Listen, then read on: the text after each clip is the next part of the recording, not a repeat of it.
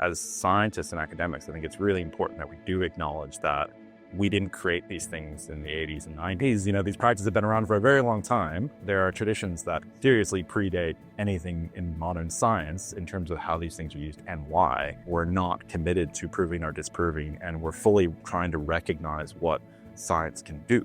So there's a really interesting question of how do we translate those terms and how do we make sense of the way that it was talked about in a time and a place where the worldview was fundamentally different. Certain traditions have maps. If we kind of have a kind of map of phenomenology, as it were, of what happens for people in their interior as they're practicing, that gets us a lot closer to starting to look at that alongside some of these maps within certain traditions. And they may not match, but it may allow us to use these two pieces of information to build new maps, which are a little bit more empirically based and based on best contemporary knowledge.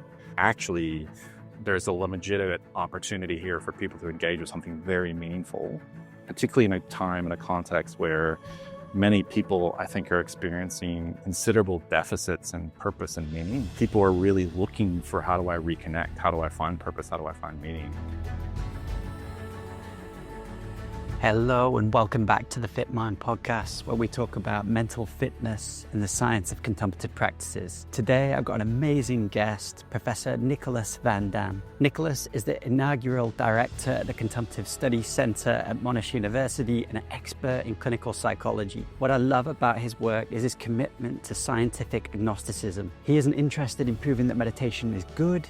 He's interested in proving how it works, who it works for, and the ethical responsibilities we have in presenting these teachings. We recorded this in person at the Monash campus, which really set the tone for an honest and grounded conversation. We discussed the dose response, so how much meditation is actually effective. The dark side, we also talk about challenging experiences and how we can help circumvent these in future, and the responsibility that scientists have when researching these techniques. We look at neuroscience versus behavior, so how looking at brain scans might actually be different than if we just looked at somebody's behavior, or we observed how we treat people in daily life. This is a refreshing and balanced perspective that cuts through the noise. I hope you can enjoy this conversation with Nicholas Van Dam. Nicholas Van Dam, welcome to the podcast. Thanks for having me. We're here in Melbourne Contemplative Studies facility. I wonder if you could tell us a little bit about your background to start with. Sure. And how you got into contemplative research. Yeah, so my background personally, so I grew up in the US, and I grew up in a fairly conservative religious background orientation. And so that was a big part of my life from very early on.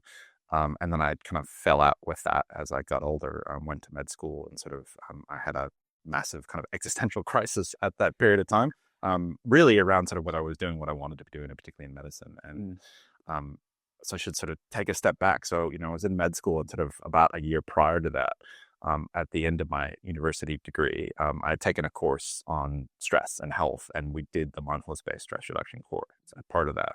And so at the time I thought, this is nice. It's interesting to learn about this stuff, but I don't really need it now. And so I had a lot of really lovely naps, but that was about it. And I kind of parked it and thought, I'm busy. I'm focusing on med school. And so then when I got to med school, I often say sort of I had this particular moment that really stands out of being in an anatomy lab and kind of memorizing the bones of the inner ear. And I just thought, how is this actually helping me to do what I want to be doing with people? And so that was kind of a pivotal point. And then my partner at the time broke up with me, and all my life plans kind of just went out the window. And so it was really interesting because the crisis then was kind of allowed me sort of pushed me kind of really to explore what I wanted to do with my life. And so I kind of decided to throw out the book, as it were, on my current approaches and philosophies. And so that's when I went back to the MBSR program and the books that I had bought around it, as well as to some of what I'd learned in my psychology degree as an undergraduate, sort of thinking, okay, well, what is the way that I want to approach my life, and how am I going to manage who I am, and kind of think about who I want to be in the world. And so that's how I personally started to get into it. And that led me to pursue higher ed, a PhD in psychology, because I sort of thought I really want to know more about the mind and how we can help people with mental health issues, and how these practices of meditation, and how we can use things like psychology and work with people sort of to help address mental health. So that's kind of the long version, or the short version of a long story. So I finished a PhD in clinical psychology in the States, and for a period of time, I really was focused on the brain. I had a lot of kind of ambitions to understand consciousness. And, that kind of got pushed into this, okay, but I need to be practical about how do we actually help people. And there was also a lot of pressure to think about how do we fund our work? Where are the big breakthroughs? Where do we? So for a while, particularly in the US, in the period that I was there, and particularly when I was doing my PhD and finishing it, there was this huge focus on brain imaging. And it was really cool and really seductive. And, as I was kind of finishing up, the then director of the National Institutes of Mental Health kind of resigned. And as he was leaving, he essentially said, we've spent, a good decade or two and, billions and billions and billions of dollars with all of these studies looking at the brain. And we've learned a lot about the brain and very little about mental health. And that really resonated with me. It's really cool and it's really interesting. And we've learned a lot about what it means to kind of be a human.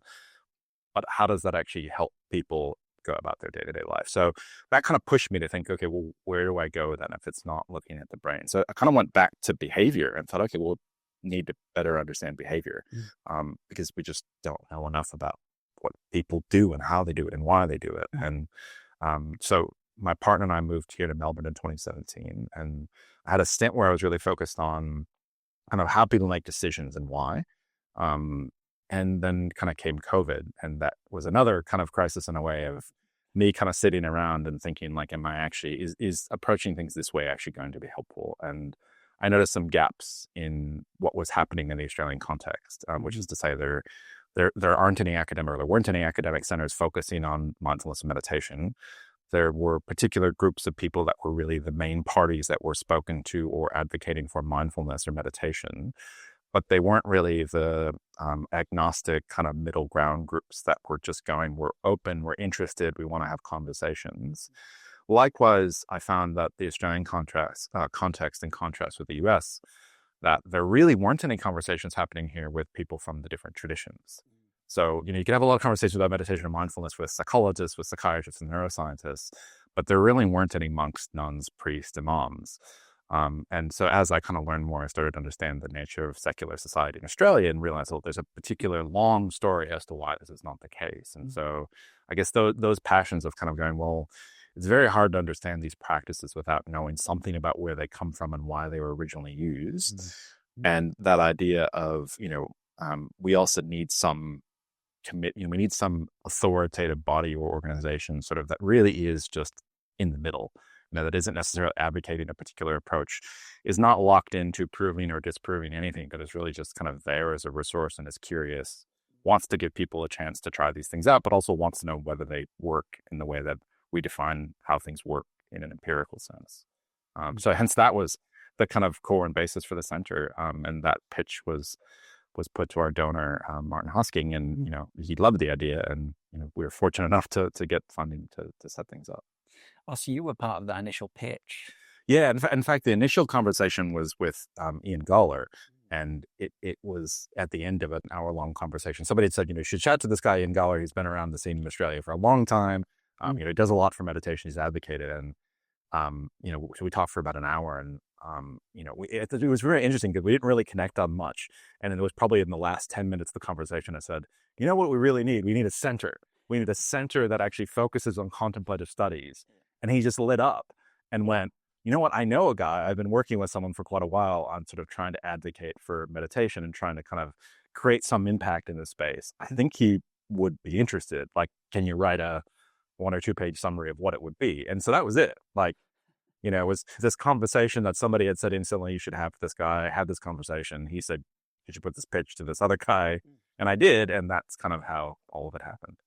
And how did it, so it currently exists at both Melbourne and Monash, is that correct? How did it end up at both universities? So they're two separate centers. We have a shared donor and we obviously talk to each other. We're in the same city, but that was just part of the ongoing kind of negotiation in terms of how things got set up. So, we kind of put forward our proposal as to what I thought the center should be and how it should be and what it should exist as. And there were sort of negotiations early on that I didn't know were happening also with Monash. And then essentially at some point in the conversations, we were told, well, this is competitive, we've got another organization sort of that's also pitching for this idea. And, we want to see what your ideas are. So put put forward your best foot, get your strongest support.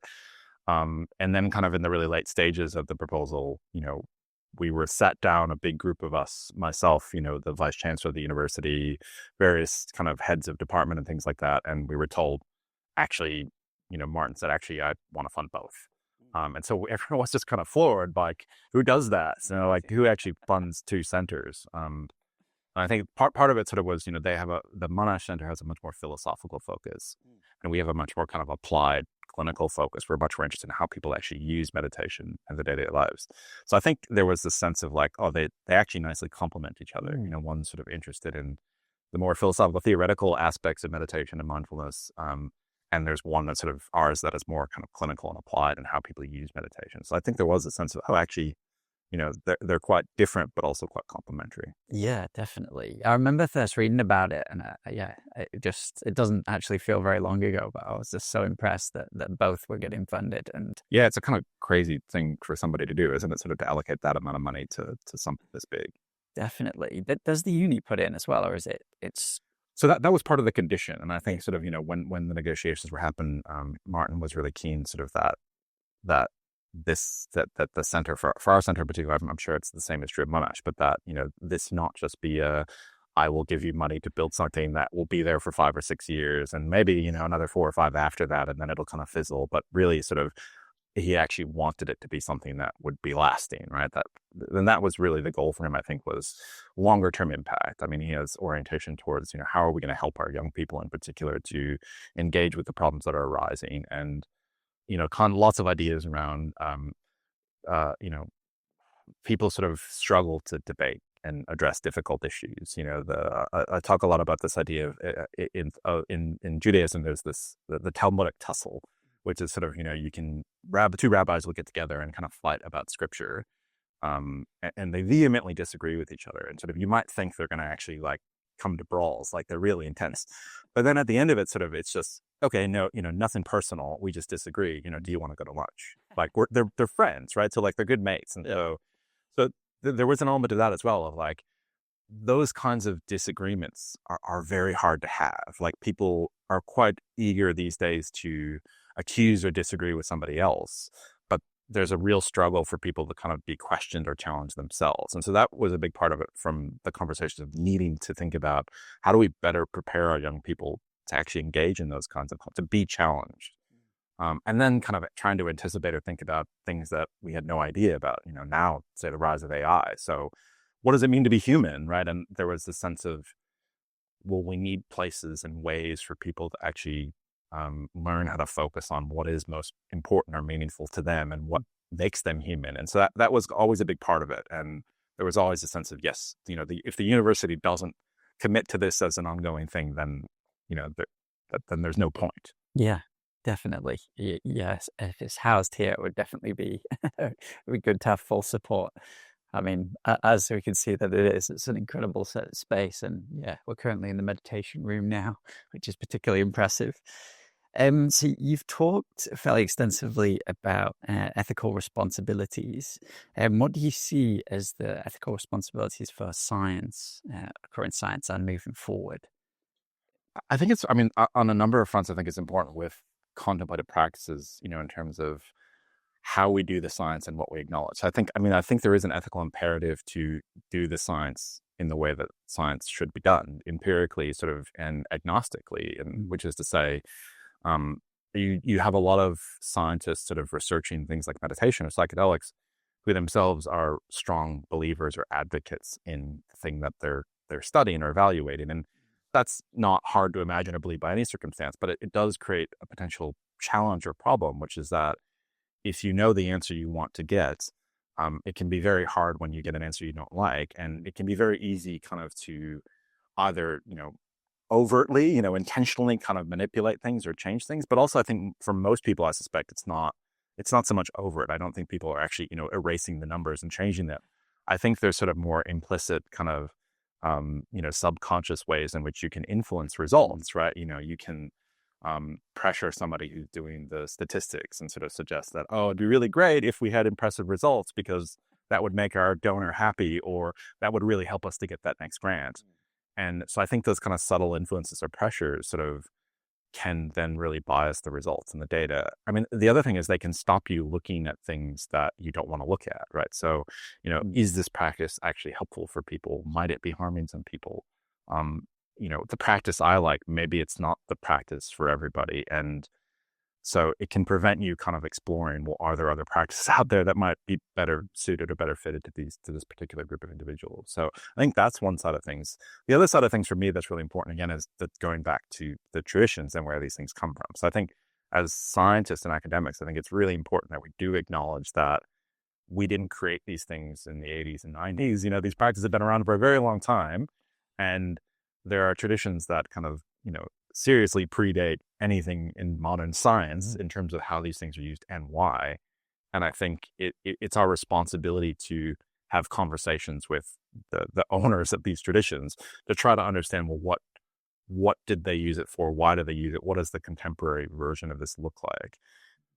Not necessarily saying that we give over responsibility or authority to them, but just bringing them to the table and saying, what do you think about what we're doing? Does this make sense in terms of how you guys engage with the practice? Have you managed to have much dialogue like that? Because I think that's such a good point. It's interesting because it varies a lot by tradition. Some traditions are much more open to that kind of conversation than others. I think, some, and for good reason. I think, the relationship between various spiritual and religious groups and academics and universities can be quite complex, to say the least. So, knowing that institutions in Australia in particular are largely secular places, there are certain groups that sort of just have no interest because they feel like, at least what's been conveyed to me is sort of there's this perception of we're out to kind of make fun of them or make them look bad. So that's the kind of first challenge that often has to be overcome, right? Is you kind of have to be clear that you're genuinely committed to having an open dialogue. And a strong position we take in the center is one of agnosticism, which is, we're not committed to proving or disproving, and we're fully trying to recognize what science can do. And what I often sort of say is, there's certain things I can't study as a scientist. The methods that are available to me won't allow me to prove or disprove those things. And so that doesn't mean those things aren't real or don't exist. It just means I have no means to test them. And so I think those are important conversations to have. Along the lines as well, sort of, it's important to say that, hey, look, if I come into this sort of thinking that what you're advocating or promoting sort of, is incorrect, I'll let you know. But if I have to be open to the fact that if the data tells me otherwise, if I'm wrong, I also have to be prepared to kind of openly admit and acknowledge that. And so I think it's kind of very important to say that up front. And, with that in mind, we have had some really successful conversations, and we've had some interesting conversations, particularly recently around, looking at different types of meditation practice and thinking about how different teachers kind of benchmark progress. And the teachers have been really open to saying, well, this is what we use as indicators of progress, or this is the kinds of things we see. And it's been really lovely because we've been able to say, you might reflect on the idea of, their particular state or being in the world, or their aura or something like that. That may be the language you use. And we might say, well, we need more than that, right? If we're trying to pin this down and operationalize to, find a behavioral indicator, what would that look like? And they've been really helpful. And well, we don't really think of it that way, but if you really need a phrase or a term, well, then I guess you could say they might start behaving like this. And that's really helpful, right? So a lot of it is actually coming up with shared language. That's how can you agree upon the terminology that's used to describe these things? Yeah, it feels like such a good, symbiotic relationship that is emerging. So like the whole field, it just seems to have boomed a lot, particularly in the past sort of 10 or more years. But yeah, it is very complementary. Many of them were using kind of the scientific language of the day in like these very old texts. That presents its own challenges because, sometimes this idea, just because sort of something is presented in scientific terms doesn't necessarily mean scientific. So you do get quite a lot of pseudoscience, where 80% of what's presented sort of sounds really logical and rational. And then it's sort of a hard right turn, of like, okay, and this is why, we can, move things with our minds. And it's like, well, hold on a minute there. Like, that's a bit hard to demonstrate from an empirical study. I've yet to see a study that demonstrates people have those kinds of abilities. I'm not saying it couldn't happen. From what I understand in neurophysics, it seems unlikely, but again, I'm open-minded. If anyone wants to pay for that study to be done, I'm open to seeing it through. That would be great to get that funded. So, are there currently any interesting projects? There's a lot of, my understanding, a lot of PhDs going on here. Is there anything you're particularly excited about in terms of current research or PhD theses? Yeah, so I've got two students that I think are doing projects that are really interesting. So one sort of is really focused on dose response. And so the focus there really is on how much do people have to do to benefit. And largely one of the things that we've done is we have taken particularly mindfulness, right? Mindfulness meditation from within its Buddhist container and tradition. And amazing, wonderful people like John Kabat-Zinn have kind of said, do it for 8 weeks, and spend 3 hours a week with a group and then spend 45 minutes, 6 or 7 days a week on your own doing this practice. And that raises this kind of fundamental question of like, why that amount? And then you talk to kind of people in the traditions and they go, well, no, this is a multi-lifetime thing. Like, one lifetime is spent preparing for the next one. And if you do that at enough lifetimes, you'll eventually get there. And then you've got the app companies, right? And you've got people going, no, just do it for 10 minutes or 5 minutes, and you only need to do it for a few weeks and you'll see amazing benefits. And so it raises this really interesting question of like, well, for your average person wanting to actually get benefit from this, what do they actually need to do? So, and the particular motivation from my perspective, again, have this training as a clinical psychologist. I really want to know sort of if someone were to ask me, I want to do this for mental health benefit, or I want to have better well-being. We don't currently have data where I could say to them, you should do this amount, right? So like, unlike other approaches in the field, so psychotherapy, if a patient or a client came to me and said, look, I have this problem, I need help with it, I can quite comfortably say to them, if you come to 12 sessions of psychotherapy, I know you probably don't want to, I know it's going to suck. You actually will turn up, do the homework, engage with the therapy meaningfully. And I'm going to do something like cognitive behavioral therapy. I can reasonably say there's a good chance you'll get better, right? There's never a guarantee. There never are guarantees, but there's a good chance. And I could say, 12 sessions probably, over the course of, about as much time, 3 months or so. But I can't really give a similar indicator for meditation, right? So if someone says, well, I want to do mindfulness meditation, how much do I need to do? How much do I need to commit? I can't really give an answer. I don't really know because we don't have any data on it. So I know what the teachers say from different traditions. I know what the tech companies say, the app companies. So that's what we've really been trying to do is go, well, what does the data actually say? What is the amount of practice that seems to be the point at which people start to show meaningful benefits? And it's a very challenging thing to study because you can study it naturalistically, which we've done, which is to say you can monitor people as they're practicing, right? But the problem is, if you monitor people as they're practicing, you don't get to decide who the people are. So these are arguably are largely people who have already decided they're going to be meditators. So they may be different from the word go. So that's a bit of a problem. Also, sort of if you just recruit people out in the world, the people that have been doing it for 30 years potentially look quite different to the people that just started doing it, which is to say, it's very possible sort of that people, in year one had a really challenging experience. And the person who continues to year 30 is probably the person who managed to resolve it, right? Now, what happens to that person who didn't really resolve it? We probably don't know because that's probably not who we're talking to. So I mean, the way around that is randomization, right? So you randomize people to practice different amounts. And so we've just done a study of that. But the problem sort of is you can't really randomize people to spend 10 years practicing. So it's just not really going to work. Funding cycles don't work that way. So we really did short, we did 10, 20, 30 minute, per day kind of randomization, which in the grand scheme of things is probably not enough because, the traditions sort of are arguing much longer, much bigger amounts. So, but our hope sort of is in that we can get some rough indicator of how much is it that people actually need to do.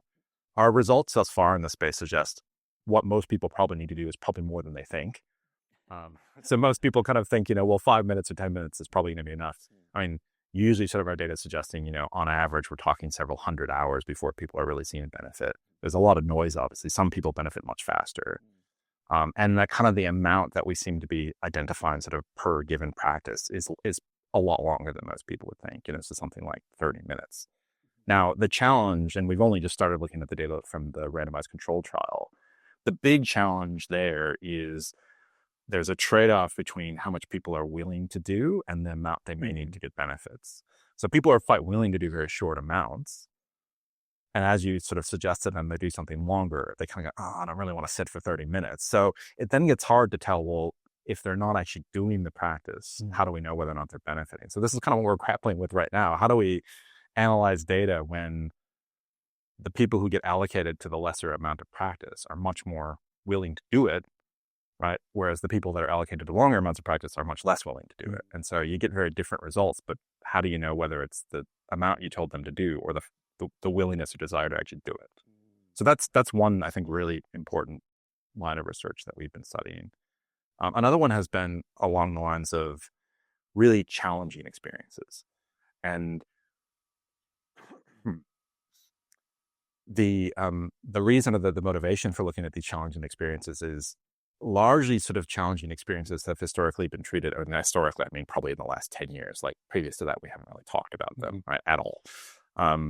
Has been sort of thinking about, well, either they're really terrible and bad, like people are having psychotic breaks or dissociative experiences, and like, you know, anything that is challenging or difficult is psychiatric, right? And so that's one line of thinking. The other extreme is, no, these are like, you know, transcendental. People are, you know, connecting with a higher power. They're leaving their bodies.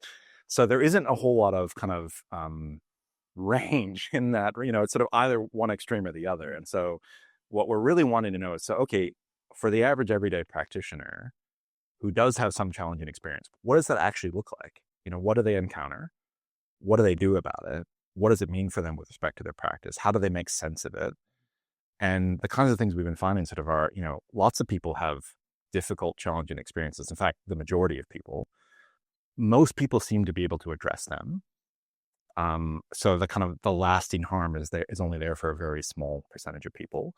And it seems like, as you know, probably is obvious, but people who kind of have are given a framework or a context to make sense of it do a lot better, right? So if you're kind of coming into it in a particular tradition that goes, yeah, look, you have these crazy experiences, it's kind of part of what happens. We'll help you through it. You kind of need to expect it might come.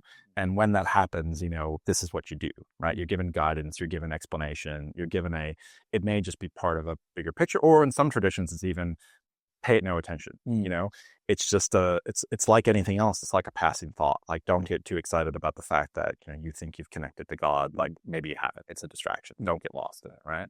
So those kinds of frameworks are really useful, because people then go, oh, I have a way of explaining why I had this, I don't know, dissociative event. I disconnected from my body. Whereas for the people who don't have that, it's shocking. Like, you know, well, this isn't supposed to happen. I'm supposed to be calm. I'm supposed to be relaxed. I'm supposed to feel great.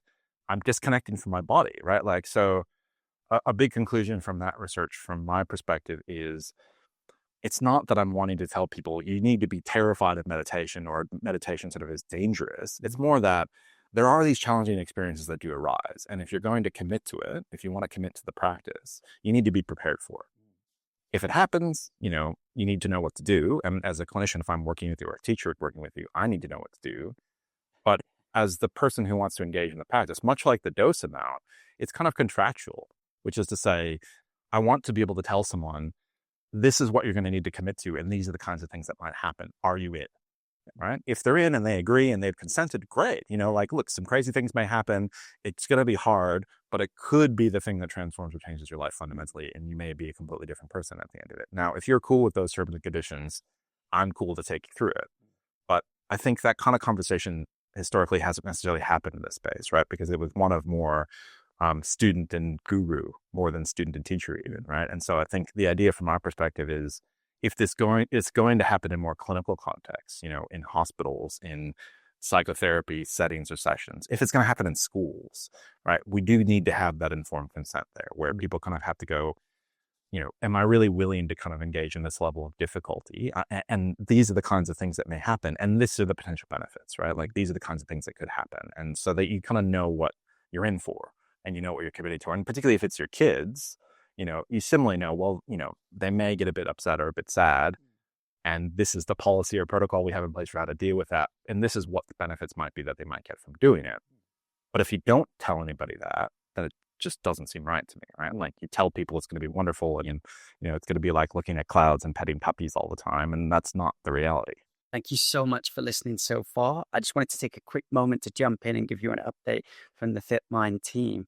So we recently launched an incredible new course, which is free in the app, which is the preferred approach, and also on YouTube. It's called 30 Days of Meditation, Science, and Bliss. And this has combined what we feel is the most effective contemplative practices with what we feel is the most important of the science. Honestly, I can't believe the course is free. It's genuinely incredible and has changed my life. Also, FitMind recently transitioned to an NGO. So if there is any way that you can help us at all, we now survive entirely off donations. And even if you can't afford to help out financially, if you could just give us a like or share this podcast or the course with anyone that it might help. Our goal here is simply just to help as many people as we can. We thank you so much. Now, back to the episode. Yeah, that's a good point, actually. And is there learning and is it a good thing to go through those kind of adversities, like the dark night of the soul, as they would often call it? Is that generally a opportunity for growth, or can it also go the other way? I mean, I think the unfortunate answer is we don't know. I think we're at this phase sort of now where we're just starting to look at that. I mean, I think there is quite a lot of sentiment that it's necessary. So within a lot of the traditions, there's this idea of that has to happen. You kind of have to break things down. You have to tear things apart before you can do the work of rebuilding it, right? Or that things do have to get really hard before they get better, right? And there sort of is this kind of, I don't want to say prevailing wisdom because that would suggest that it's true. We know we don't know that, but there is this kind of prevailing sense of that's what has to happen. As I said, the unfortunate reality is we just don't really know. There's no real data that sort of has looked at trajectories over time. So we don't really know whether the people who kind of have these incidents or experiences go on to kind of be better off. And again, sort of part of it is that the kind of study you need for this, and we're actually doing a study just like this at the moment, is longitudinal. You need to get people that are relatively new meditators, new to a tradition, and you need to kind of follow them for like a year or more to kind of find out, well, what's going on? You know, what's happening in their practice? How do they respond to it? Does it lead to them stopping the practice? Does it lead to significant gains or growth in their practice? And it's just not really the kind of thing that's happened in the field. You know, the field has largely focused on, for good reason, really experienced meditators, right? Part of the motivation for that has been, and I think Richard Davidson's always said it best, essentially, if people that have been doing these practices for 30 or 40 years don't show anything, you know, on brain scans and other measures or blood tests or whatever, there's really no point in us trying to teach anybody to do this, right? Because if someone who's been doing this for 40, 50 years, 30, 40 years, whatever, looks no different to the average person, we're wasting our time, right? But if we actually can see things in these individuals, which we have, right? You know, we know these sort of, these monks or nuns, you know, that have been doing this for ages, they look quite different, remarkably so. Well, that sort of goes, okay, there's something there. So then the other side has been trying to teach people who've never done it how to do it. And what we're really missing is everything in between, which is sort of, you know, after you spend 8 weeks or whatever doing the thing, you've been learning how to do the thing, what happens then? And so there's this big gap in what we know of like, cool, you finished your 8-week program or you've done your 30-day online, you know, introductory training, but what comes next, you know? And so that's where there's all these questions. And I think one of our goals has been, that's actually where we need to be in conversation with the traditions, because certain traditions have maps, you know, they talk about, you know, these are the stages, this is the progress, this is the way it's meant to look. Now, many of these things were written hundreds, if not thousands of years ago. So there's a really interesting question of how do we translate those terms and how do we make sense of the way that it was talked about in a time and a place where the worldview was fundamentally different, right? They may not make sense for today's world. Maybe they're useful though, right? So it's an open question to us. And we've been trying to talk with teachers to go, okay, well, how would you explain this experience if it happened? And what do you think how would you make sense of it? And kind of using modern contemporary language. And, you know, if you were to put that in a stage of insight as an example, you know, Mahasi Sayadaw style, which one would it be? And like, what would be the contemporary psychological correlates of that? So I think that kind of work is really important. We don't know whether the maps help or not, but it would be nice to have them. And it's certainly, given that there's a whole bunch of these maps existing, why not give them a try? Right. Yeah, absolutely. Yeah, the maps are extremely interesting. Have you also found, you hear often that meditation is dose dependent. Is that in line with your thinking? I mean, certainly the data that we have looking at this sort of suggests, yes, that when you look at the average person, you do see sort of a dose response curve, right? Which is to say that, and again, we've done it cross-sectional, we've done it with a longitudinal study as well, but people do seem to show more benefit with more practice. Now, the interesting thing to note in our studies, one of the things we have found is that beginner meditators tend to benefit more. So the growth curves are steeper earlier on in practice. I don't know that that's necessarily a function of the actual growth so much as it is a function of how we measure it. So our measures typically in psychology are mental health, kind of psychological well-being, right? The challenge, of course, being that when you get to the 0 point of a depression measure, you can't go any further, right? Like, so once you're not depressed, you're not depressed. It's not like you sort of get super not depressed. It's just depressed is as negative as it gets, or zero, it's as low as it gets. Right. And a lot of our well-being measures, they're not talking about equanimity, right? Or, like being the most blissed out person you've ever met. They're kind of like, you're really doing well. Like you're flourishing. And that's about as far as we get. So I think there is an interesting question of like, well, those are the measures we tend to use.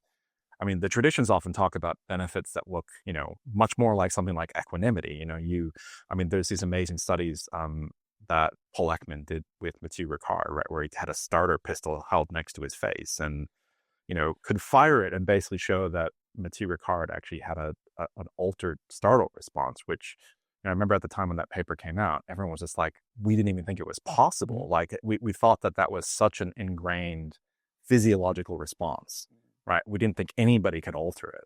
So clearly this guy who's been practicing for this period of time can show this alteration to his physiology. And I think that raises a lot of challenging questions. So which is like, well, this is not a normal guy, right? This is someone who's been practicing for a very long time, is incredibly intelligent, has had very unique life circumstances. So again, that gap is really interesting, right? But it raises questions for us of what should we even be measuring? When we're talking about people who have had, 5,000 hours of practice or training, our traditional measures probably aren't all that useful or workable. And so that's something we've been thinking about. What will we even measure at that point? And the only way you can really know is to talk to the people from the traditions at that point. That's exciting. How would you define equanimity in a clinical setting, actually? And is that how you understanding the response being different, that he was in some level of equanimity? Yeah, look, it's in the clinical context, I typically think of it more as like an emotional balance, or sort of, the equipoise of sort of you probably don't get knocked over as far, and sort of your ability kind of to come back or recover is better, right? So like any kind of intense stimulus or, either positive or negative sort of doesn't necessarily impact you as much. You don't get as caught up or stuck in the bad, and you don't cling as much to the good, right? So you kind of just let things come and go. And so it's not like they don't impact you, they do, they just don't impact you as much. And certainly in the Buddhist sense, right, that's the way that I understand it. Now many people, it's interesting, I think, that conceptualization, you might hear it and go, but I want the good to be really good, right? And like that's where there's some interesting conflict, I think, between the kind of traditions and how they think about this. This idea of like, well, no, but that actually, not clinging to the good actually is freeing. That allows you to experience the reality of life. But I think in the Western sense, a lot of us hear that and go, yeah, but that doesn't sound good. Like, I really want to experience the highs. But it's a similar problem in bipolar disorder, which is to say, you have people with bipolar disorder who, they don't want to deal with the lows, and they're prepared sort of to consider medication to manage the depression, but they want the mania, right? The mania is amazing, right? They don't want you to take the mania away. And so a lot of the problems that we have in psychiatry and mental health treatment with bipolar disorder is getting people to take medicine knowing that it's going to blunt both sides of the equation. So I think it raises some really interesting questions that probably fall outside the purview of kind of academic research into mental health and well-being, which is, if we're kind of blunting both sides, what does that mean? Is that a good thing? Is that a bad thing? Is the kind of equanimity or balance that you get from meditation, I suspect it's very different to what we're talking about with, affective blunting with medication. But, again, this is sort of an area where it's often a bit outside of the norm of what people are studying or exploring. Yeah, definitely. I think it's interesting you say that. Actually, there was one retreat in particular where I experienced a deep equanimity, and I remember feeling there was like a subtle thought of, if a nuclear bomb goes off next to me, I don't think I would move right now. So yeah, it's just a level of peace and kind of unmovability that seems. And it's an interesting challenge, right? Because it's something I talk about a lot with when I train sort of psychologists, right? Or when I'm talking to kind of everyday audiences about what are these practices for and how are they best used. I often kind of give the example of, you know, very experienced monks or nuns may demonstrate sort of incredible levels of equanimity and skill. I wouldn't necessarily want them to be my taxi driver in the center of, Times Square, right? Because my guess is sort of that level of equanimity is probably not all that adaptive in the middle of Times Square. So it is important to, I think, acknowledge that there are contextual factors. And so your average everyday person sort of may not necessarily find themselves more capable of performing their day-to-day tasks as a function of developing those level of skills. So it raises some really interesting questions of the kinds of things that may happen when you go through these practices may be at odds with some of your goals and some of the things that modern or contemporary society expects us to do, right? So if you're a CEO of a major corporation and you engage in a lot of meditation, it may actually in some ways undermine your ability to be ruthless and cutthroat. Now, I would arguably say that's a good thing, but a lot of people would say, yeah, but it's not making you better at your job, right? And so I think that's where these things do come into conflict, right? In theory, these practices sort of are advocating for a particular view and approach to the world that is not always consistent with the way that we think of it in Western society. So interesting kind of challenges. And as you said, I could imagine scenarios where sort of the building catches fire and sort of you feel so at peace that, maybe it doesn't matter so much, but arguably you need to get out as quickly as possible, right? Definitely. Yeah, I was actually chatting to Tanya Singer yesterday, and yeah, she was talking a little bit about that, like moving from the current economic system into something more ethics-based or... And I think it's a really important conversation. My sense sort of is, and this is the sort of, not my area of expertise, more just, informed conversations I have with people. I don't know what the alternative is. Like, it feels like there needs to be an alternative to our current systems of government, our current kind of economic system. But it just feels like, I don't know, whatever that is feels to just be a bit out of reach. I know there are very smart people that are thinking about this, and I really hope they have something that's not what we currently have, because it doesn't seem like the thing we have now is working. But I'm not quite sure what that looks like. But I'm glad that people smarter than me are thinking about it. Yeah, I agree. And it just seems like such a big, big problem. And it probably is something that has to happen kind of at a grassroots level. So what you're doing is, I'm sure, affecting that. I would hope so. I think there's always this question as well of sort of, getting kind of advanced leaders to kind of engage in these practices. Will that make a difference? I don't know. Like, again, I'm agnostic in a sense of like, I'm willing to give it a try. I always do worry sort of with those kinds of scenarios of, who is it serving, or who's rubbing off on whom, like my worry a little bit sort of is, are we going into these major forums, the World Economic Forum or global leaders summits? Are we influencing them or are they influencing us? And I suspect it's a bit of both. And so the question then becomes, well, as people who are trying to potentially advocate for a more empirically based way of approaching life, or a more balanced approach to life, or a more ethical, kind way of life, is what we're encouraging them to do, or are they kind of coaching us as to how to be more cutthroat, and more in line with sort of neoliberal capitalist values, right? And so I think we've seen examples of that where a lot of versions of meditation practices have kind of conformed to expectations of, this is a product you have to sell, and the way you have to sell it is this, right? It has to look like this, it has to promise this, and that's not very well aligned with the traditions, right? And what they originally, like, these things were free.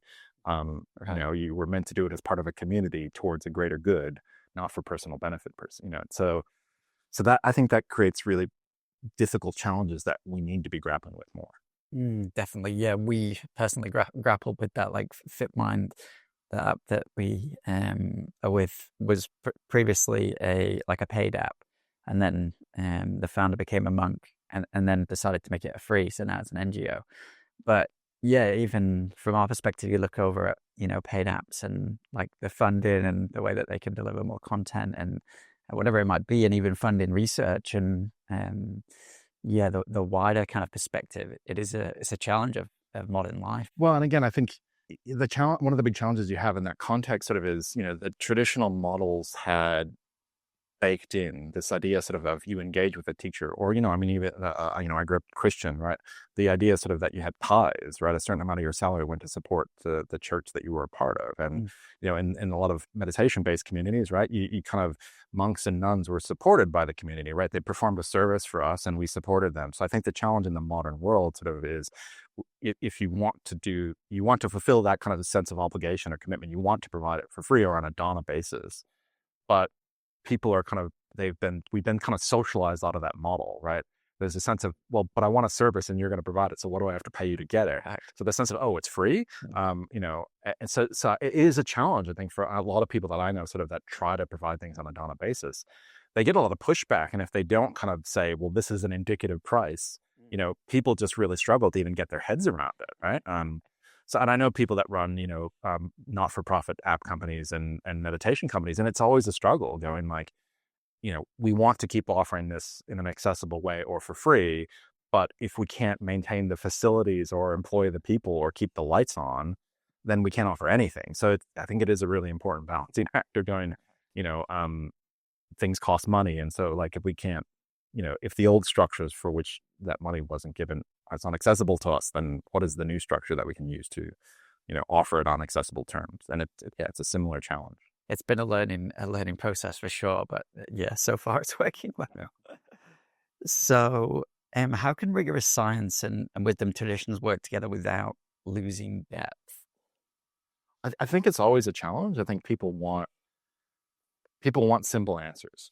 And I think, the minute you bring nuance into the conversation, many people tune out. Many funders tune out, many, government individuals tune out, many corporate execs tune out, even some academics tune out, right? Because sort of they know that, the nuanced, complicated answer of "it depends" is not going to be a headline. That people want to, will this practice turbocharge my sex life? Yes or no? And the answer is always, oh, well, like, it depends. Like, what do you do?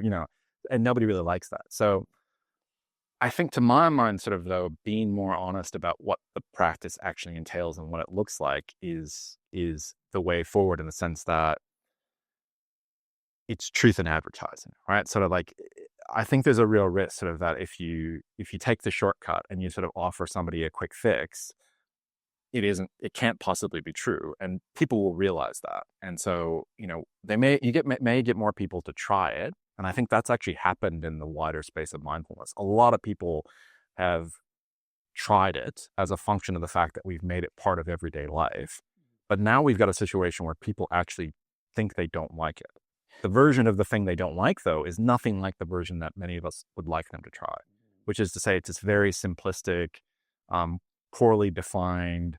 Mindfulness can be whatever you want it to be. Look at the clouds, have a nap, go for a walk, play golf, well, those things are all nice, but they're arguably a little bit different than what I think of as mindfulness meditation. Mm-hmm. So I think that there is room for that nuance, but now, unfortunately, we have a bit of work to do where sort of, because people have had exposure to a version that most of us sort of don't necessarily think of as a legitimate or a helpful version, they've had a superficial version, and a lot of people have a negative opinion of that superficial version. We've kind of got to undo that.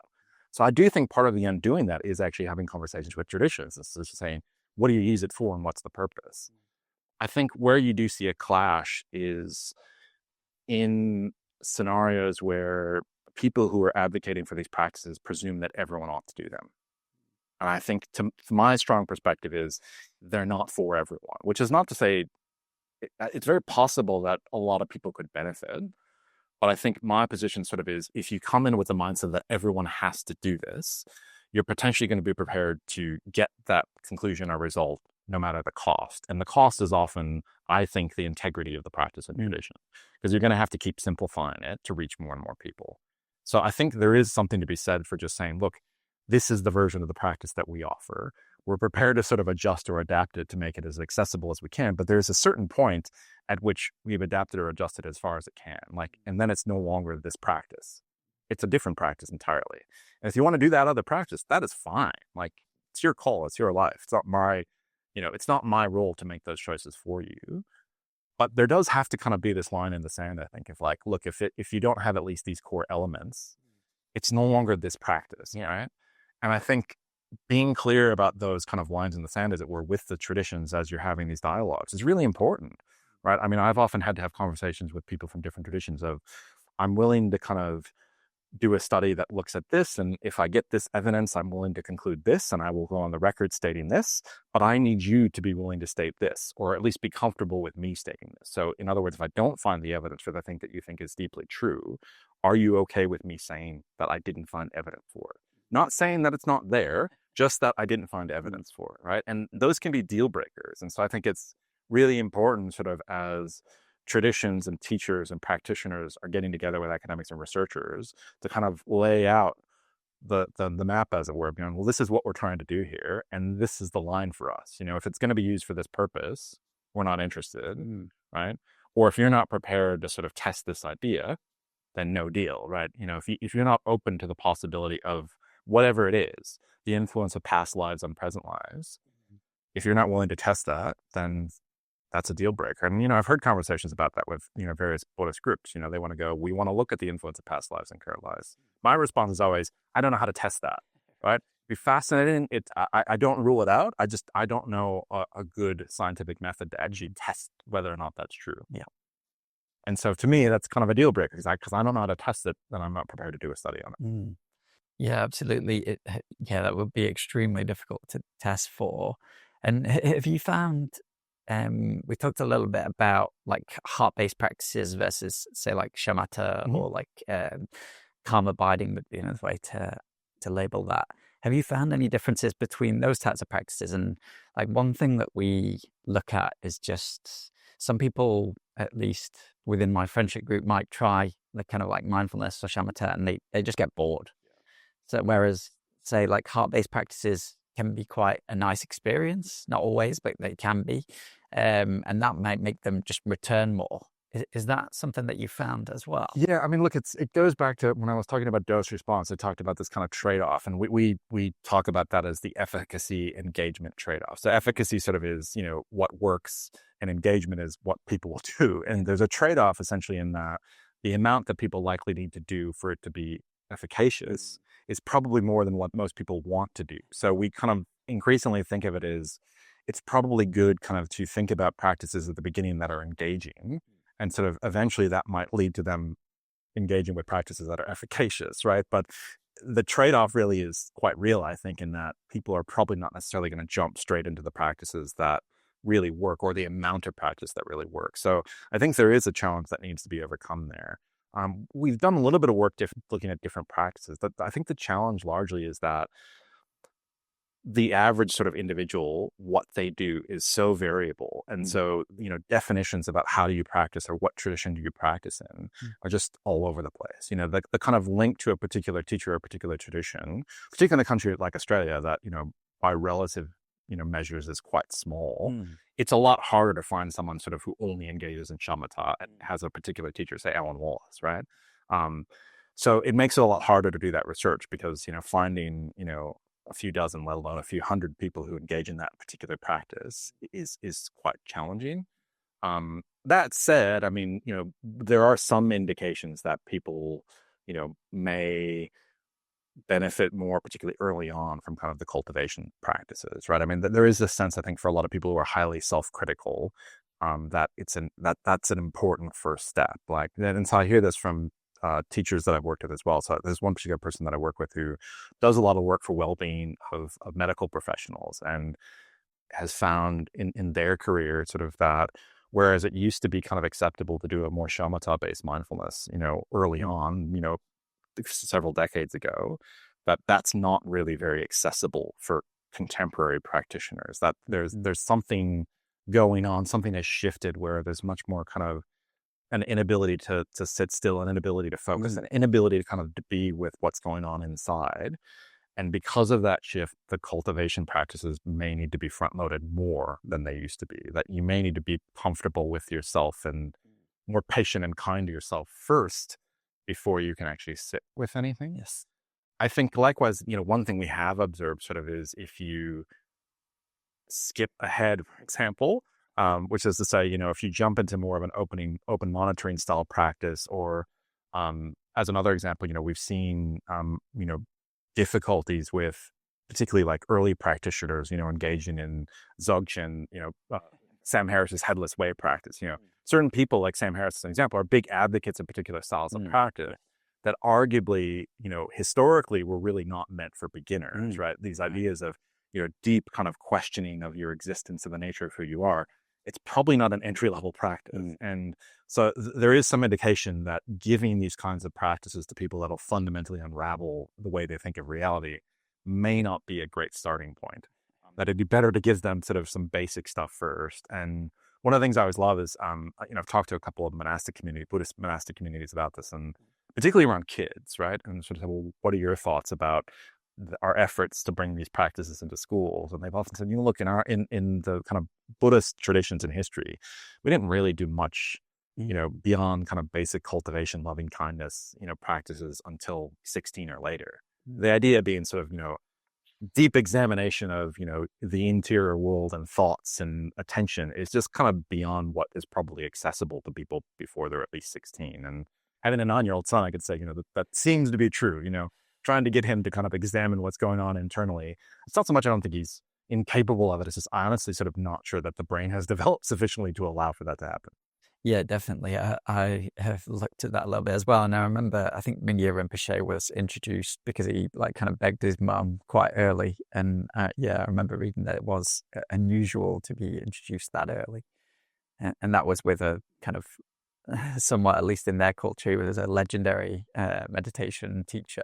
Yeah, much like, we were having a conversation earlier offline about athletes, right? And I think there's probably similar examples of some people probably just have certain proclivities where, for whatever reason, sort of, whether it be genetic, whether it be temperamental, they have the capacity to engage in versions of practice earlier on than kind of other people do. So, if we know that about athletes, of course, that would also probably be true and apply for, mental development and mental capacities and skills, right? Some people just naturally are going to have more ability to engage with a certain level of focus or, awareness of their interior than other people will.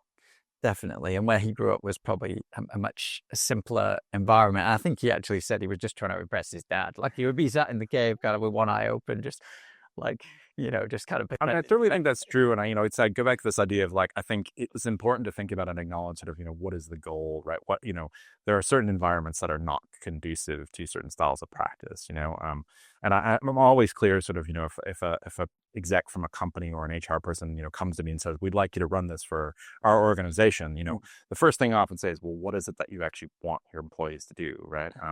If I kind of do what I think to be good, they may question the capitalist structures of the organization, and maybe that's not quite what you want. If all your senior management quits, I mean, from my perspective, if it wasn't a good match, that's not a bad outcome.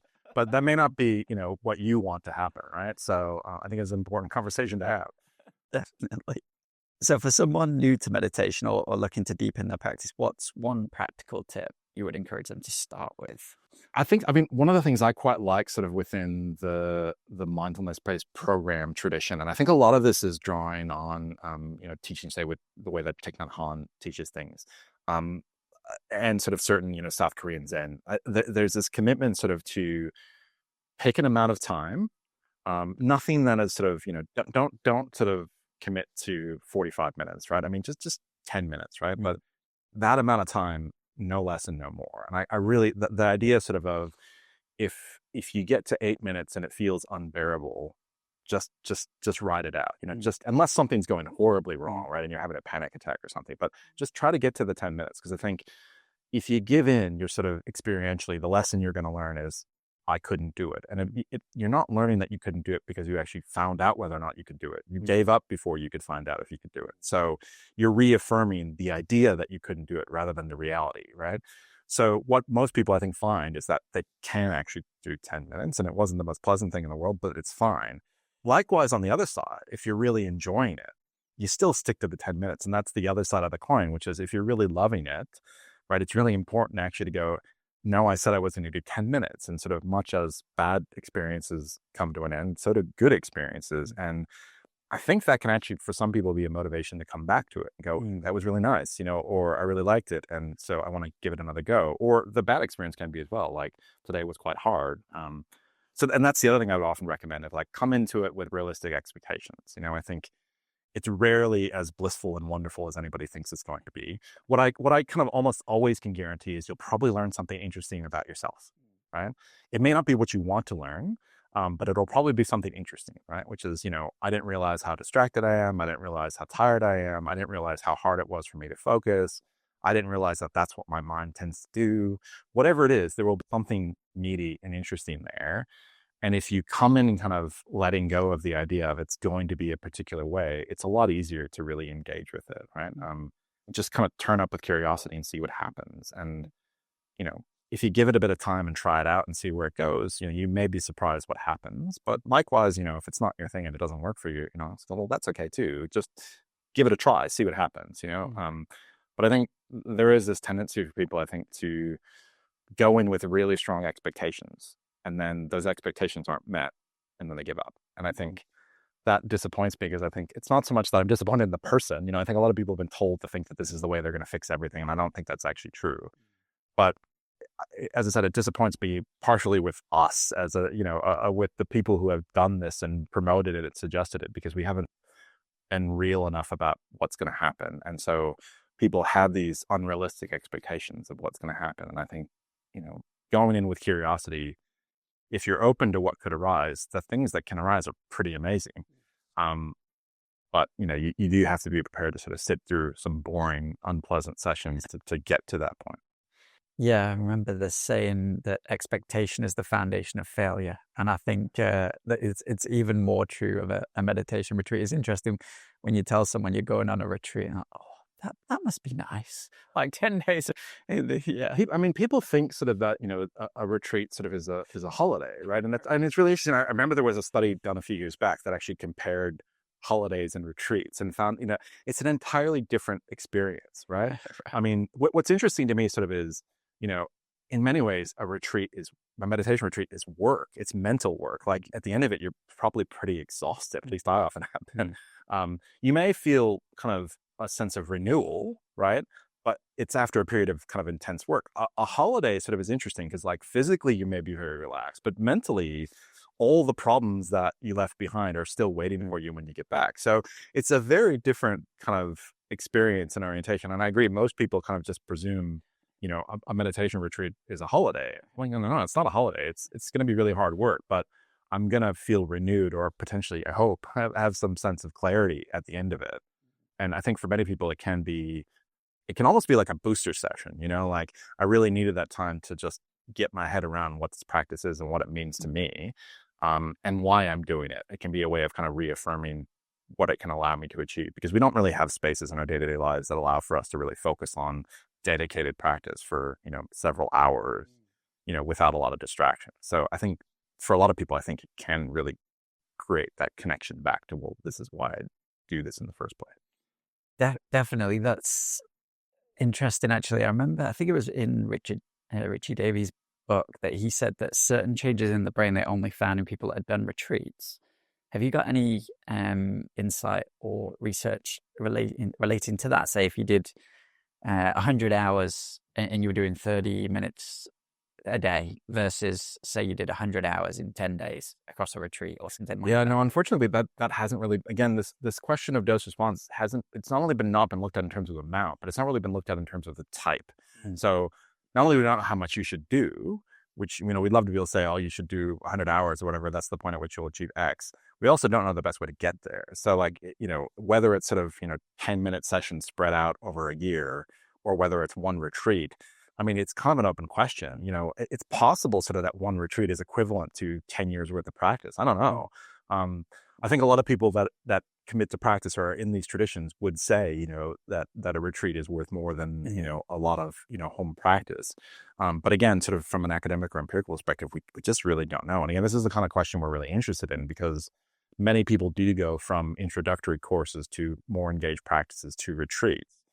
And so it's kind of a natural progression, as it were. And some people, kind of those challenging experiences are most likely to arise in retreats. And I think it is actually really important to understand more about what happens in these settings, because it is likely sort of that's where a lot of really profound stuff can arise. And I think that can be good or bad. So I often do advise people sort of who are keen to start, to start with a kind of more regular practice as opposed to jumping into the retreat. I know some people will, say the exact opposite and say, jump in the deep end. And some people, will swear up and down that that has forever changed their life for the better. My concern sort of is the risk ratio, which is, the number of people that will probably have really challenging experiences is just quite a bit higher, I think, in the retreat context.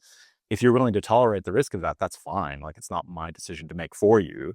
But generally speaking, the kind of daily practice stuff is less likely to result in that kind of experience. Yeah, I mean, it's a huge jump as well. I think I did like 10 minutes a day and then increased a minute a day to 20 and then stayed there for many years. So to then go to 10 hours a day, I mean, it's huge. I mean, I think what you can observe. I mean, many teachers sort of would suggest that 15 to 20 minutes should actually be the minimum, right? Like a lot of particularly the insight, the Sayadaw kind of Burmese insight tradition really argue this. It takes about 15 minutes for the mind to settle, right? And so if you really are not practicing 15 or 20 minutes, you haven't had enough time to actually, get the cobwebs out, as it were. Like, you're really only just getting to the point where sort of things are starting to stabilize after 15 or 20 minutes. So it's quite interesting from that perspective of, people on average are doing 5 to 10 minute sessions. They're not getting anywhere near the kind of the arguably this 15 to 20 minute threshold that a lot of teachers suggest is necessary.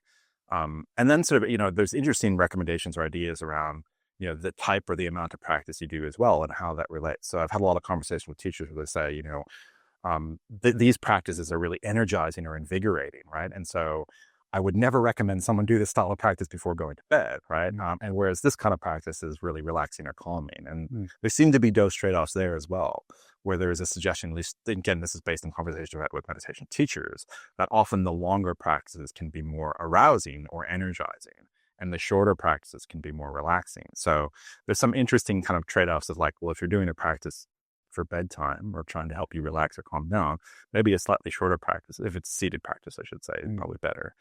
Whereas that longer practice, maybe the one that really kind of inspires you or gives you energy. So that's an interesting perspective. And I definitely agree. There are certain practices that can also seemingly and potentially, I know this is talked about and I don't think it's studied yet, but can affect the amount of sleep that you need. Yeah, it's certainly one of the things. There's a paper by some colleagues of mine that Willoughby Britton and Jake Davis, I think, was one of the authors, that says awakening is not just a metaphor.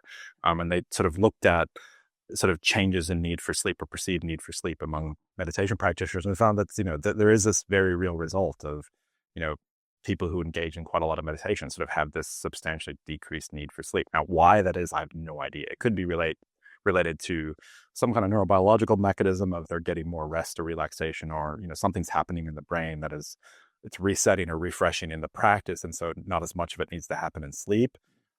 Or could be something else about the practice, but there definitely does seem to be an effect where amongst some people who do these practices for longer, they just don't need as much sleep, which is quite interesting. What about the nervous system effects? Is that possible?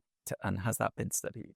I mean, there has been quite a lot of research. I think one of the things that I caution against or talk about quite a lot is the way that term neuroplasticity gets used, right? Because it's often talked about as if it's inherently a good thing, right? From an evolutionary perspective, the brain is plastic, and that's a good thing because it means that we can adapt to our context. Right. The challenging thing sort of is an adaptation to a particular context is not always a good thing. So an example I'll give or often give sort of is if you think about someone with PTSD, right? The adaptations that people develop in the context of, say, being in a war zone, right? I've had friends that were deployed overseas during wars, conflicts, things like that. They make sense in that setting, right? You should be on high alert. You should be looking around. You should be prepared for anything to happen because anything could happen, right? And so in that setting, it's a very functional adaptation. It's good that you are at that level of alert. You need to be, right? You get back home, if you're at that same level of arousal and alertness in the grocery store, that's not so functional anymore. So it's an interesting sort of thing to be aware of, is that flexibility, that neuroplasticity, it can kind of cut either way, which is to say, our brains and our bodies have the ability to adapt to our context and our settings. And that's kind of a baked in feature of evolution, right? We have this really basic neural equipment. And then, we had this kind of, I like to talk about the brain as basically being duct taped together, right? We had this sort of thing coming later going, well, how do you work with a basic, stop start system? Well, you superimpose a module on top of it that creates complex rules about when do you press stop and when do you press start, right? And you give it the flexibility to change those rules. And that's kind of the higher areas of the brain. I think that's kind of how I like to think of them, in that, we have these very simplistic lower kind of circuitry or systems, in our neurophysiological system. And yet we have this very flexible, adaptive higher order system that allows us to do a lot more with this very simple system. So, all of that said, yes, there are these interesting results about things that change in the brain, about how the brain is connected, how it wires. How rigorous, how lasting they are, it's a bit hard to say. Some of the biggest challenges sort of in these studies are when you put monastics in a scanner, an MRI machine, for example, they have very different lifestyles than most people, right? They're often vegetarian. They often, don't own a lot of stuff. They often don't have a lot of fiduciary responsibilities. So that's already sort of a really different thing. The fact that they've committed their life to a spiritual or religious practice is probably different than your average person, right? So there's a lot of differences in terms of their makeup and their composition. We don't know whether their brains might look that way to begin with. Now there's the issue of actually putting them in the scanner, right? Which is to say, if you put a monk or a nun in a scanner, they're probably going to meditate, right?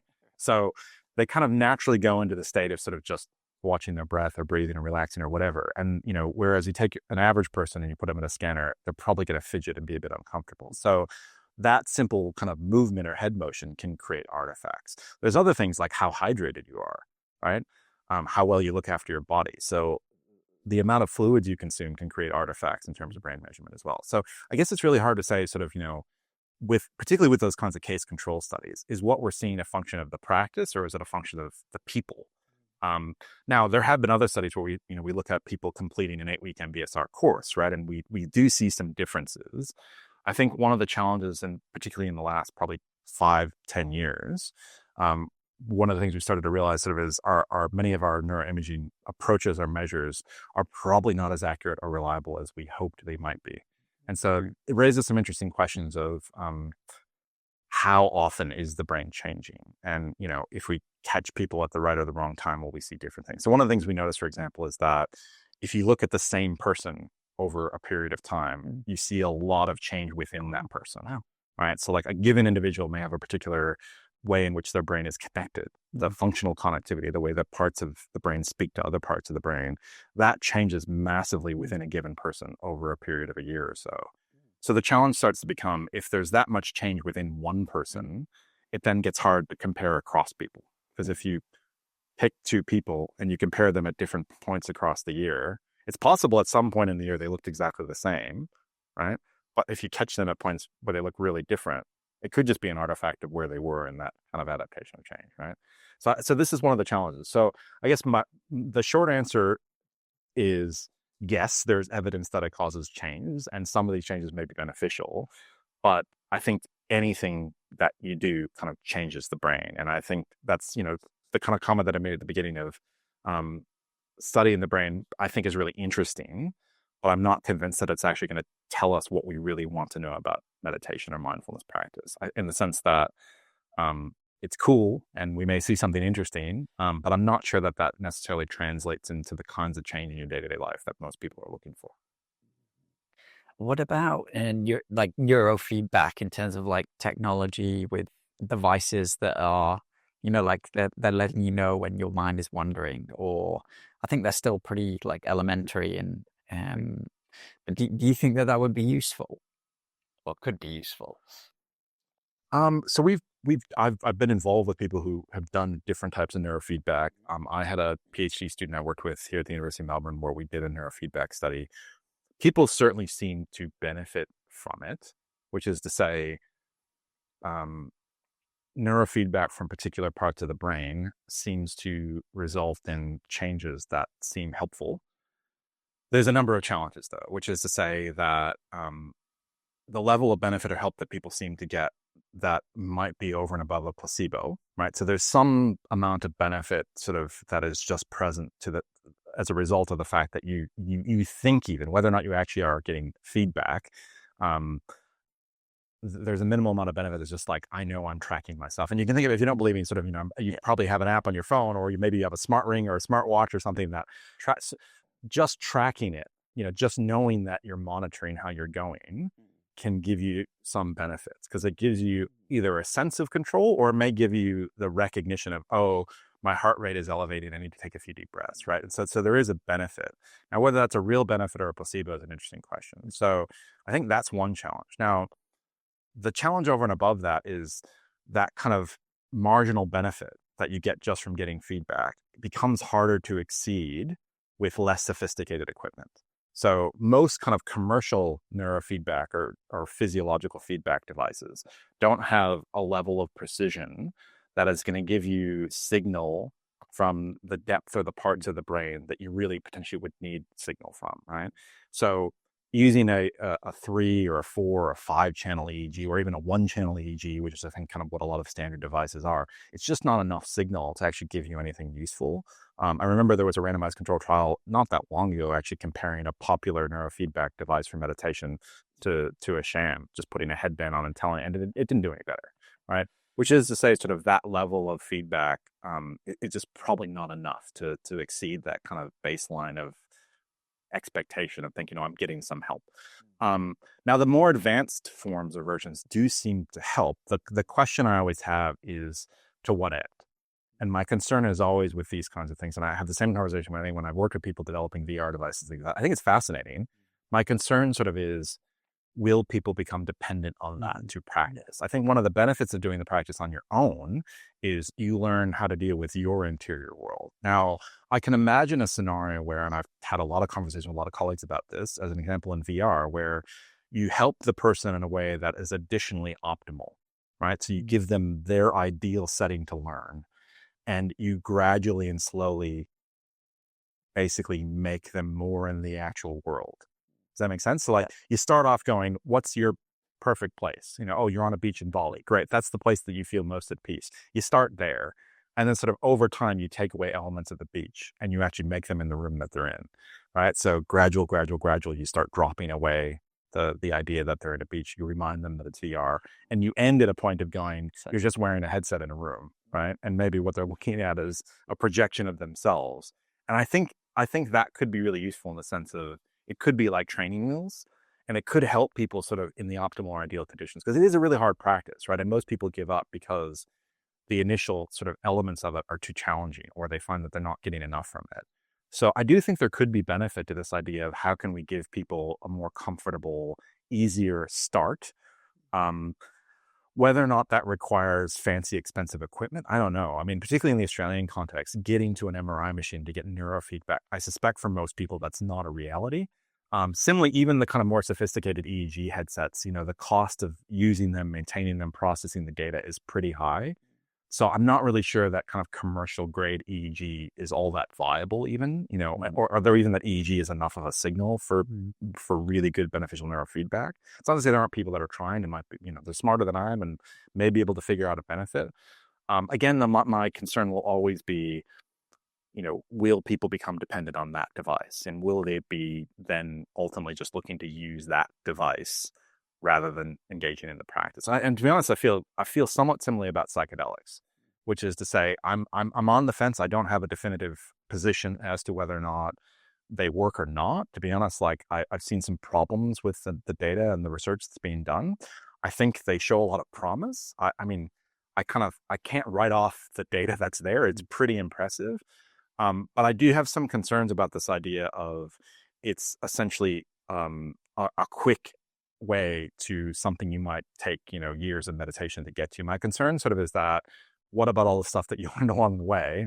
And why would anyone bother to engage in the regular day-to-day practice if they could just have a session with a drug or a shaman and that would get them to the 10-year point? So it's kind of like, to my mind, it's not just where you end up, it's also how you get there, because the how you get there is ultimately then a major contributor to what you do after that.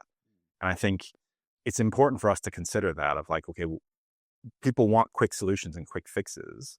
There's a real risk, I think, if we give them to them, if we give you that, we're kind of feeding into this narrative of it's easy to fix your problems. If you just spend enough money or go somewhere and do this thing, you can pay somebody to take you on this experience or guide you through this or put you in this fancy piece of equipment, and that'll make it all go away. And the reality is that's not how life works. I mean, whatever you make go away in that particular thing, there will be other things that come up that you can't make go away. Eventually you'll run out of money, time, resources, whatever. So I think there's a bit of an ethical imperative, I think, to have this conversation and go, well, what is it we're trying to get people to do here? What's the end state? I think the answer then to that question as well is very different of, if you got someone who's really struggling or suffering with a pretty terrible condition and you go, I can help them with this intense form of very expensive equipment or medication, maybe the answer is, yeah, absolutely. Get them to the endpoint as quickly as possible. But if you're talking about someone who's dealing with everyday struggles, I'm not really sure that the faster route is the better route. Yeah, I agree. And there was, I keep mentioning this, but nobody else knows about it. So I'm a bit apprehensive to even mention it. But in the book I was reading about, they're trying to use machine learning to decode like whale language. And they mentioned that in development, I think somewhere in Florida, and it was under like NDAs and stuff, so they couldn't really talk about it. Apparently they were developing an fMRI that didn't need it was like a room fMRI, because they were saying they could potentially get a whale in it, and apparently it was working. I've been chatting to some of my friends that are neuroscientists, and they're like, I just don't understand how that could possibly work. So I need to reread that book and then try and find out a little bit more. But from that sense, that could be a really interesting way to do it. If you could do your meditation room, might be able to. Well, I mean, the challenge with those things, like I have a couple of friends who sort of looked at, more accessible, scalable ways of doing MRI, for example. The challenge is sort of like, it's, I don't see how that would be beneficial in terms of, it would help one person in that room. Yeah. Right? Like, so if you want to really know multiple people in the room, like I localize into the one person, I don't know that would necessarily work. I mean, it's interesting, right? Because like in the space of AI or machine learning as well, there is this sense of like, we can get really good at predicting things, right? And we can get really good at personalizing things. One of the concerns that I have though is, we're really good at kind of predicting data, right? But are we good at sort of helping people plan a path? Which is to say, when we look at sort of, prior to the current generation of AI, what we were really good at sort of taking data sets and training algorithms on them. And we could throw brain scans or whatever at them and say, classify this, tell us what's going on. And they could do it really well. But then you would say, okay, here's a person in an actual scanner, tell us what they're thinking. And it wasn't very good, right? And like that was the reality. Now, with the advent of kind of LLMs progressing to where they are, that has actually gotten a lot better. But to what extent is it just generalizing to this is the normative experience of, and I guess the point sort of being, for a given individual, like how likely is the generic kind of on average, this is what people seem to be experiencing or thinking in this sort of circumstance, how much does that pertain to that particular individual? And I think that's kind of the problem of where we're at, right? Like the models that are built are not models that are built around individuals per se. They're models that are largely going to be built around kind of average responses. And so I think that there is a lot of scope for personalization, right? I think the challenge, though, in particular with AI and LLMs, is they're designed to give people what they want, and what people want is not necessarily what's good for them, right? So, like again, going back to the don't quit before you get to 10 minutes. What you really want is for the session to end. That's not necessarily what is best for you, right? Because you learn, oh, the session's done now. That might be nice, but you don't have the opportunity to learn, oh, I actually could tolerate 10 minutes, right? And that kind of experiential insight of like, oh, maybe it wasn't as bad as I thought it was, is actually quite helpful. I mean, that's the way that sort of exposure therapy works. Like you essentially have a realization and a connection of, oh, I actually could tolerate that experience. Like we avoid it like crazy, right? Because we don't want to be around the thing we're terrified of. But if we can find a way to decouple the emotional reaction from the thing, we go, oh, I actually can be in the same room as a spider. I mean, that's amazing, right? Like you all of a sudden go, oh, wow, maybe I can do this, right? Like, and over time you repeat it and sort of you keep decoupling the emotional response from the stimulus, and bang, like now you can actually, hold the spider. Like, so I think kind of there is this challenge of like, what is it that people want in the moment versus what do they want in the longer term? And again, I'm not sure those two things are related. Yeah. Or at least not always related. Definitely. And that's a huge relief, and I think a huge insight that you can, you can tolerate a higher amount of discomfort, and often your predictions about what the thing was is not what you thought it was. Yeah. Or was completely different. So is there any recent research in the field that excites you and could shape the future of mental fitness? I think, look, there's been some really interesting work. Antoine Lutz's group has been trying to develop more sophisticated systems for coding experience. And so he's done this really interesting work where he was looking at practitioners on retreat, and he found a way sort of to, and I know a couple other groups that have been doing this well. They're looking at ways of kind of like somehow querying people about what's going on without being too invasive, right? So sometimes you just have to do it retroactively. If you do it retroactively, you need people who are you trust are pretty reliable. But I know other people that are kind of coming up with ways of going, we'll give you a button clicker, right? And you click it a certain number of times, or, in one case, a study I saw a presentation on not that long ago, so the idea was the minute you become aware that your mind wandered, right, click the button, right? And people are able to integrate that into the routine fairly easily. And they did a lot of pilot testing as to what kind of device is least invasive. So I think that kind of stuff is super interesting. I think it's super interesting because, while I think the kind of the neuroimaging findings and things like that are flashy and exciting and maybe suggest something really transformative, I think these kinds of things get much closer to what most people actually care about, which is what's the internal experience in a practice and in day to day, right? And so being able to kind of look at, well, what's the trajectory or the change or the shifts in the experience during practice, and being able to kind of map that, I think is actually really useful. If we kind of have a set of a kind of map of phenomenology, as it were, of what happens for people in their interior as they're practicing and how does it impact their body, that gets us a lot closer to starting to look at that alongside some of these maps within certain traditions. And they may not match, but it may allow us to use these two pieces of information to build new maps, which are a little bit more empirically based and based on, best contemporary knowledge, but also to draw from, okay, well, in the traditional maps, there's often antidotes. If there's a particular problem, Right. there's a clear antidote, you do this. So I think what we could then see is sort of a scenario where we can actually start to coach people better through, oh, you're having this experience.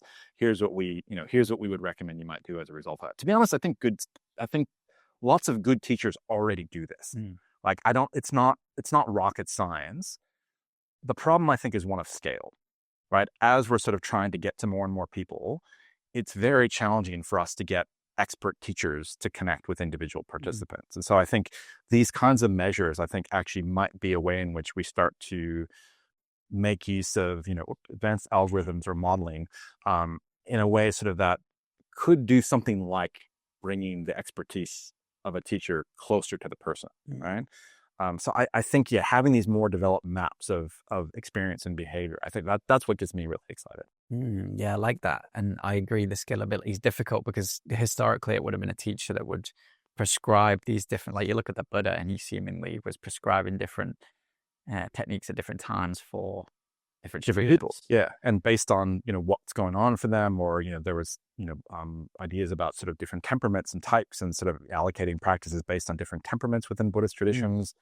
And I think that's the challenge we face of as you go from a one-to-one relationship to a one-to-many relationship, you don't get the same level of and even worse than that. Now we've got most people sort of these days, are learning via video or recording. So there's really no engagement with any teacher whatsoever. So it's kind of all based on the idea of like, in theory, this works for people. And so, whether or not an algorithm could ever play the role of a teacher, whether or not sort of an AI sort of could ever replace the expert, I don't know. Like, I'm not ready to say yes, absolutely. I think there's room for that, for the algorithm to help. I still think the teacher or the clinician or the therapist should be involved. To my mind, sort of the smartest way for it to happen is much as sort of is happening in some parts of medical practice, where the AI is playing a supportive role, right? It's essentially making the menial work easier. And I think I hear whenever we talk about AI, sort of everyone always says, we don't want AI painting paintings for us, writing poetry, writing music, right? We want it to figure out how to mow the lawn. Like, we want it to do things that we don't like doing to make our lives better, so that we're freed up to do the thing. And here I sort of go, look, the teachers have a certain amount of expertise based on a lot of time, dedication, and experience. You don't want them pressing buttons, right? That's a waste of their time and their talent. But if these algorithms could help summarize some of what's going on for the person and get them quicker to the idea of, okay, what are they actually experiencing? It might then be easier for them to go, oh, here's the thing that you should be doing. Here's the antidote. And that may free them up to engage with more people. And some people may not even need that level of, they may need just somebody looking at something quickly and pressing a button, or maybe eventually it trains an algorithm to kind of, for low level problems or issues, it gets trained to do it itself, right? Yeah. So I think there's a lot of potential in that space. Yeah. Getting it right, though, that's the $1 million question. Yeah, agreed. And you would think maybe with enough volume of like teachings, plus if there was some device at home where you could see, maybe you need a specific practice, it might be able to fill some of the gaps, maybe. I just, look, I worry about the quality of what is out there, which I think sort of a lot of people, what the majority of kind of the stuff that is available, like, I mean, essentially we're in the age where everybody gets to have a quote unquote expert opinion, right? It's as easy to, hear the opinion of my neighbor Bob online. In fact, it's easier to hear Bob's opinion than it is sort of, the leading expert in, brain surgery, right? So like if I can hear from Bob more easily than a brain surgery, and Bob is presented to me as an equivalent expert, like that's a problem. So that's one of the things that worry me, is that many of these algorithms are trained using really bad data. And similarly, I think, a lot of the guided practices and sessions out there are not necessarily linked to a tradition, and they're not necessarily evidence-based or empirically tested either. And so I think it just adds noise, which is to say, we don't really know what they're doing. We don't really know what practice they're engaged in. And we don't really know what the goals of that practice are, because maybe there aren't any, maybe it was just thrown together as something that sounds good. So I think that's a challenge we have to deal with, which is that there's a lot more noise in terms of, if we survey a group of people who say they're meditating, the amount of variability we get in what they actually say they're doing is wild, right? And that's partially just, there's so much stuff and people are mix and matching all these different practices, whereas historically someone would have, you would have found one teacher, you would have spent 5 to 10 years with that teacher. If that didn't work, or you didn't like it, after 5 to 10 years, maybe I need to try something else, right? Nowadays, sort of it's 30 seconds. Yeah. Oh, I don't like this person's voice. Oh, they're not, what they do isn't relaxing enough. Oh, like I don't like the way they dress. Or they cost an extra $10 to pay for this person's package, like. Yeah, definitely. I myself even suffer with that occasionally. And it can be hard, right? Because it's sort of, there's often how do I know which practice is best for me, right? And it's sort of this problem of like, I kind of think about it as the Netflix problem. Like, you're overwhelmed by the number of options. And so you spend more time trying to figure out what to do than doing anything at all. That kind of experience where you spend an hour with your partner on the couch when, what should we watch? And you spend, an hour flicking through things, and you get to, 9:45 and you go, you know what, it's too late now for us to watch anything. Let's just go to bed, right? It's sort of, it's like, so at some point, I think there is a risk trade-off kind of in that scenario, or, a risk return where you got to go, at some point we just have to commit to doing something. Because if you spend hours trying to find the thing, you're not really going to engage in the thing. And if you're changing your practice constantly, you're not really giving any given practice enough time to actually potentially have any benefits. So again, that's sort of where I also go, like I always encourage people to go, look for practices sort of that are tradition informed and if possible evidence-based. That gives you the best bet of getting something useful, Yeah. The other stuff may seem nice and sound nice, and I'm not saying it doesn't work, but, if I had to make a bet, I would always bet on the tradition-based, empirically backed stuff. Yes. And it's a little bit in the land of speculation, I guess, but I remember Shinzen Yang was talking about that he felt he might have some obscure mathematical formula to create an AI that was like compassion-based. Do you have any, do you know about that or have any thoughts on that? I'm not aware of that thing in particular. I mean, I know of Shinzen Yang, and I know people who work with him quite well. I've met him a few times. One of the things that worries me about this argument about compassion or empathy in AI again goes back to is it what we think is compassionate and empathic as opposed to what is actually empathetic or compassionate. And the best example that I can give, there was a study that many people talk about. It was published in JAMA, and one of the JAMA, maybe not the main JAMA journal, but quite a high JAMA journal of the American Medical Association. And it was comparing perceived empathy of responses from doctors versus a chatbot. So these patients would go on and kind of post complaints, or they were engaging with a chat or what in a chat or whatever. And the conclusions were the compassion-based chatbot does a much better job than the doctors. And my big issue with this is the doctors are busy. They have very limited time, right?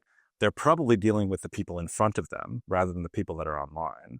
So you've got an AI that has unlimited time, right? Unlimited resources. And its objective is to make these people feel as if they've been seen or heard, right?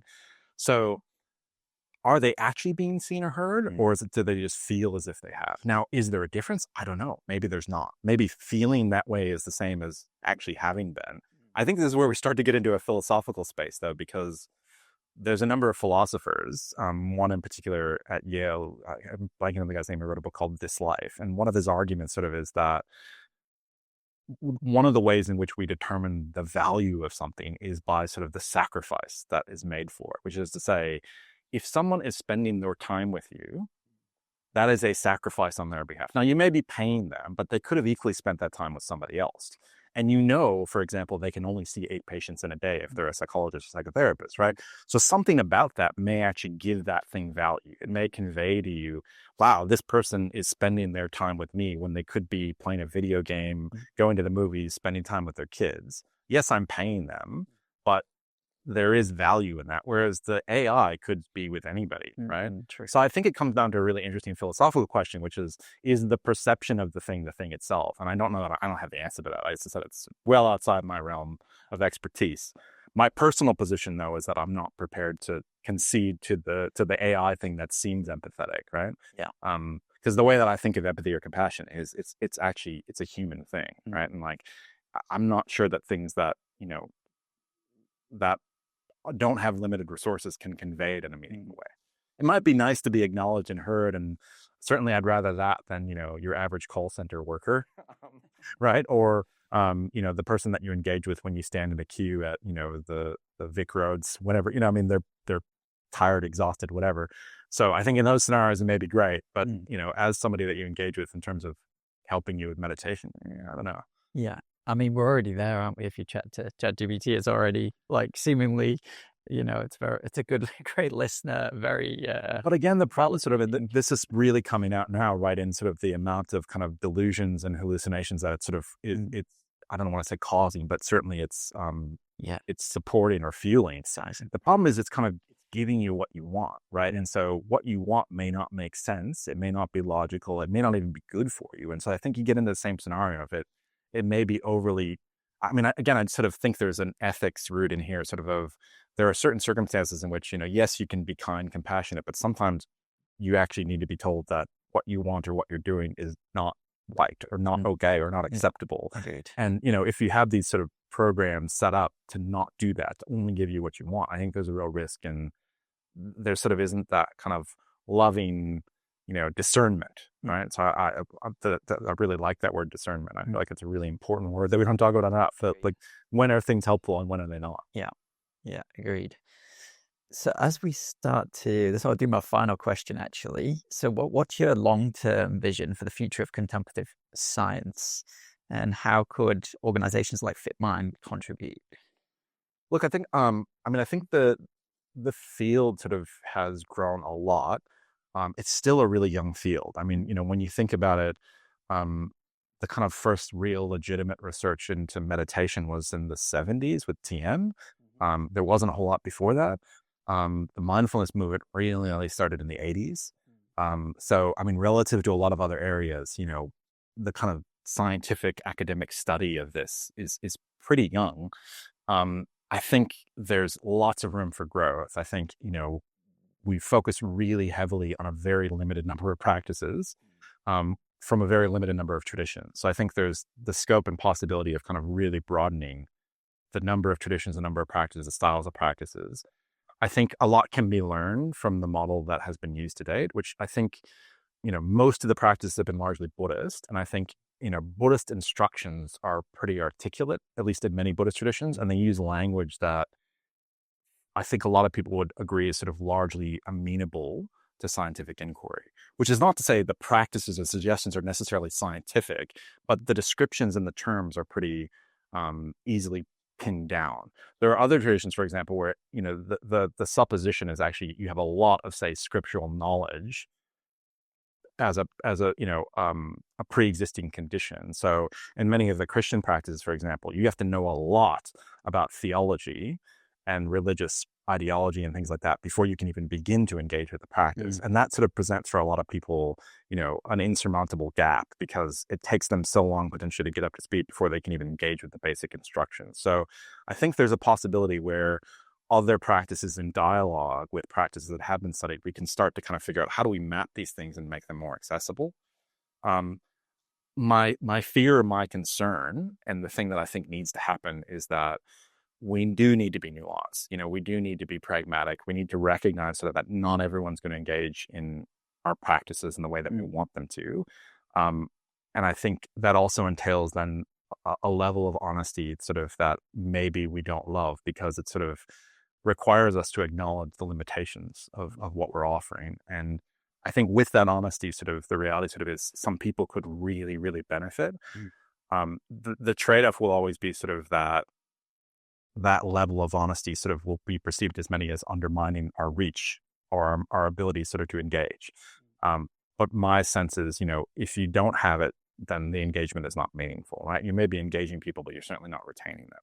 So I think that there is that potential, right, for us to recover from, an excessive kind of aggressive level of marketing to actually there's a legitimate opportunity here for people to engage with something very meaningful in a way that kind of works for them. And I think particularly in a time and a context where many people, I think, are experiencing, considerable deficits in purpose and meaning, with a push away from traditional religious orientations.